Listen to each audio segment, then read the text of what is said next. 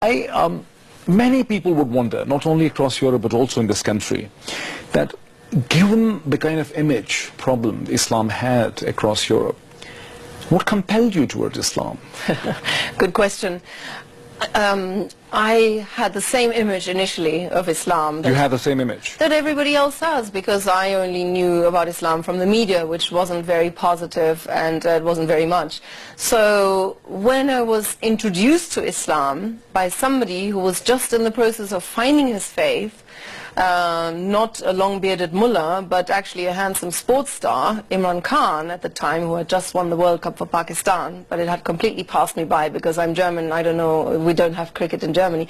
So anyway, I was introduced to Islam through him. He gave me books to read, you know, and I met a lot of Muslims, and in a nutshell, I was captivated intellectually by the message, by the clear doctrines. I loved the culture, you know, the Sufi music. You said something very interesting. You said you met someone who was himself in the process of discovering his faith. What do you mean by that?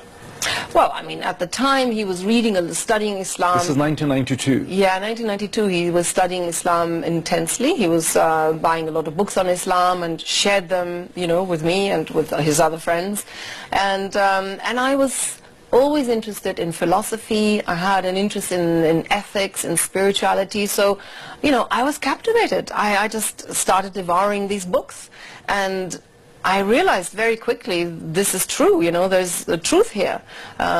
Thinking, you know... Imran introduced you to Qawwali, to Sufism. As well, yeah. So it was really the Nusrat Fateh Ali Khan, him translating the lyrics, that touched me more deeply than any pop song on MTV. And it was the Sufi music that opened my heart to the culture and religion of Islam. The reading came later. I was also touched by the Pakistanis I met, you know, by the people, his friends, and the volunteers who helped to build this cancer hospital in Lahore, you know, where the poor people would be treated for free.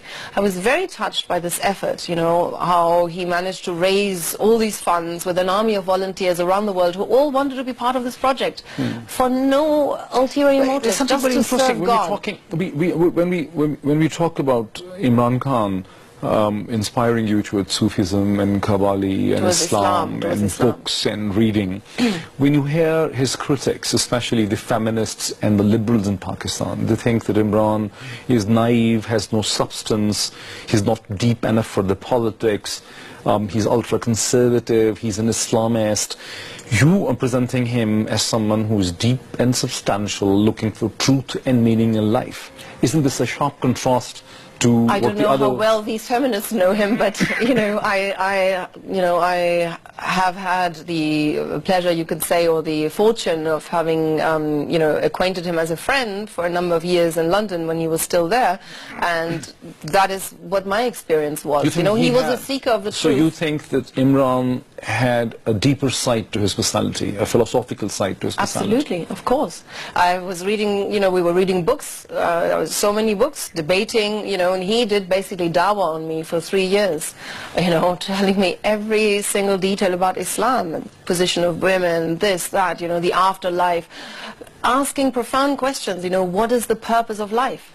I was an MTV presenter when I met him, you know, I was interviewing rock stars for a living, hosting massive music shows, you know, I lived a life very far from religion, but suddenly being challenged with these very profound questions, you know, why are we here on earth? Where are we going? Where do we come from?